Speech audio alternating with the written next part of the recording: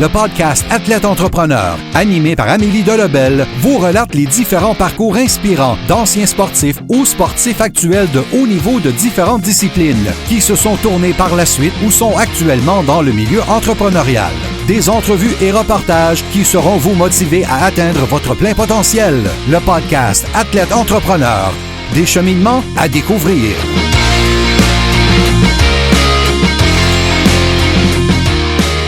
Bonjour à tous, ici votre hôtesse Amélie Delobel et je suis très heureuse de vous accueillir sur mon podcast Athlète Entrepreneur pour cet épisode 028. Athlète Entrepreneur est un podcast qui a pour but de motiver les athlètes ou anciens athlètes qui souhaitent se lancer en affaires. Pour cette émission, je discute avec le hockeyeur Mathieu Sévigny qui vient de compléter son stage junior dans la LH GMQ et qui évoluera en 2019-2020 en France en première division.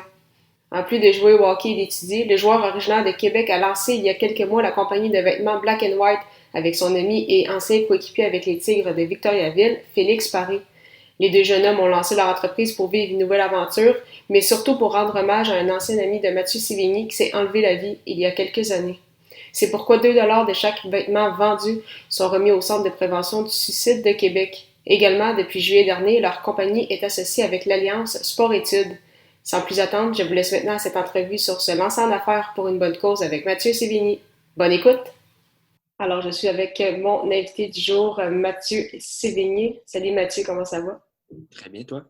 Très bien. Alors, pour ceux qui ne te connaissent pas, est-ce que tu pourrais nous expliquer un peu c'est quoi ton parcours donc, dans le monde du hockey et puis les raisons qui t'ont poussé à pratiquer ce sport? En fait, j'ai commencé à jouer au hockey à l'âge de 3 ans en Allemagne.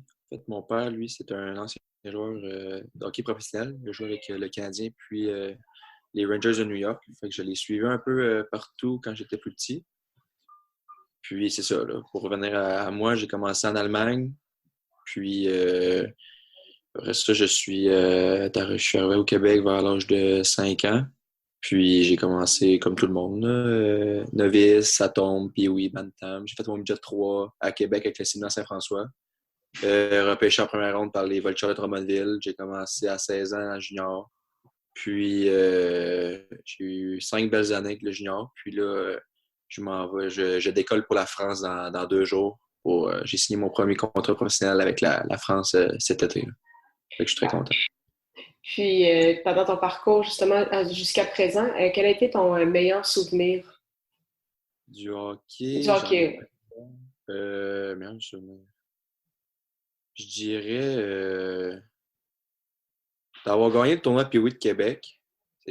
Ça a été un moment que j'oublierai jamais. Ça a été toute une expérience avec l'équipe qu'on avait. On était les petits remparts. Puis sinon, j'ai d'autres moments. J'ai participé au cas des Flames de Calgary, puis des Jets de Winnipeg. Fait que ça, c'est deux moments aussi que j'oublierai jamais, là, de patiner avec des gros noms là, de leur équipe. Là. Fait que c'est des gros moments. Là. Parfait. Puis, donc là, pour en venir, c'est ça, plus avec le côté entrepreneur. Donc, c'est ça, tes 2 parents sont dans l'entrepreneuriat. Donc, ton père, tu dis un ancien joueur qui a aussi une franchise Tim Hortons, ta mère qui a une boutique de vêtements. Est-ce que pour toi, ça allait de soi que, justement, qu'un jour que tu allais te lancer en affaires ou vraiment c'est venu comme plus spontanément? Non, je le savais quand j'étais plus jeune. Je voyais mes parents être avec le Tim Hortons. Juste pour te reprendre, là, c'est la mère de Félix, dans le fond, qui est en charge de la compagnie de linge. Alors, moi, j'avais ça dans le sang un peu, là, le côté entrepreneuriat. Puis, on jouait ensemble, moi et Félix, puis on s'est dit pourquoi pas partir une compagnie. Mais on voulait aussi avoir un but à tout ça. Là. On voulait pas juste partir une compagnie pour partir une compagnie. Puis, dans les mêmes moments, il y a un de mes amis qui s'est enlevé la vie à l'Halloween. Dans le fond, là, à l'Halloween.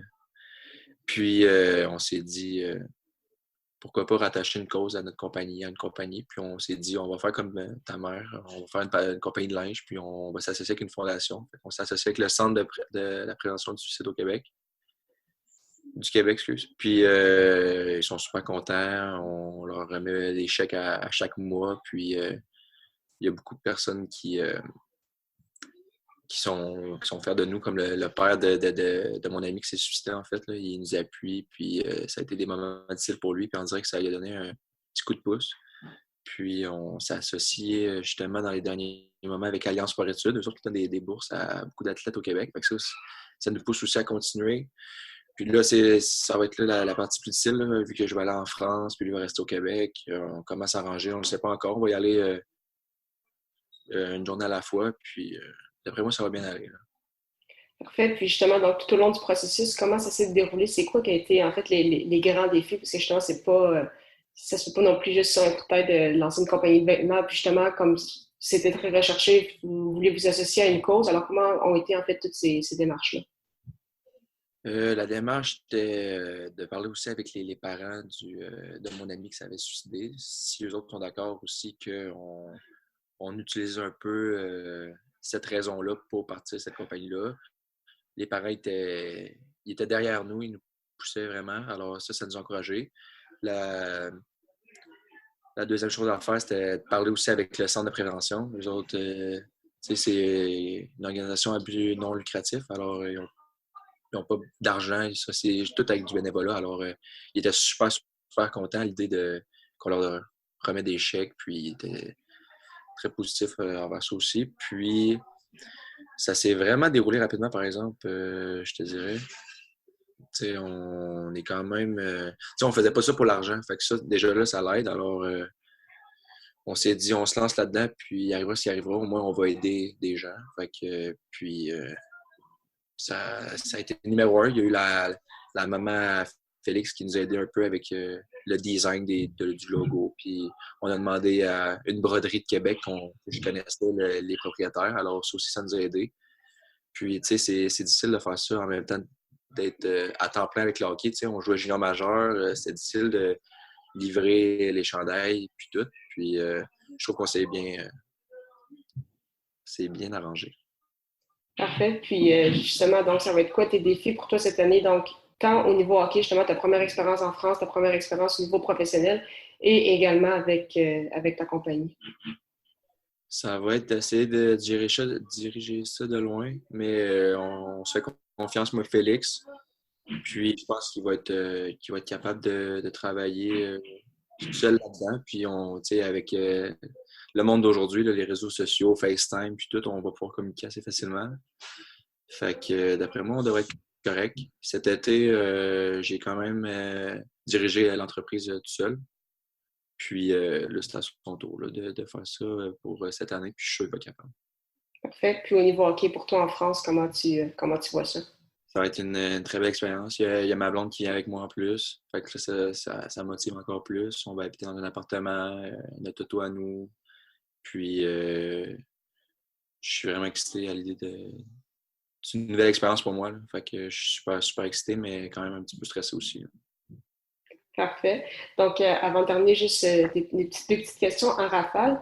Quelle est la chose la plus importante que le sport t'a enseigné? La discipline. Parfait. Puis, si tu avais un conseil pour un ancien athlète ou un athlète actuel qui aimerait se lancer en affaires, ce serait quoi ce que tu lui dirais? Un conseil pour se lancer en affaires, je dirais l'originalité, puis de ne pas avoir peur de pas avoir peur de faire des erreurs. Ça fait des erreurs que ça peut pas marcher du premier coup tout le temps. Je sais pas si tu me comprends. Là. Oui. Ne pas avoir peur de prendre des risques. Excuse, c'est ça. C'est parfait. Pas avoir peur de prendre des risques. Non, mais c'est génial. Mais merci beaucoup pour ton temps. Bonne chance avec ta compagnie, puis bonne chance aussi pour ta première saison en France. Merci beaucoup. Très, très gentil. À la prochaine. Merci beaucoup encore une fois Mathieu Sévigné pour son temps et en souhaitant que vous ayez aimé ce 28e épisode officiel d'Athlète Entrepreneur. Pour écouter mes dernières émissions de podcast et lire mes derniers articles de blog, je vous invite à consulter mon site internet ameliedelobel.com. À très bientôt pour une autre émission.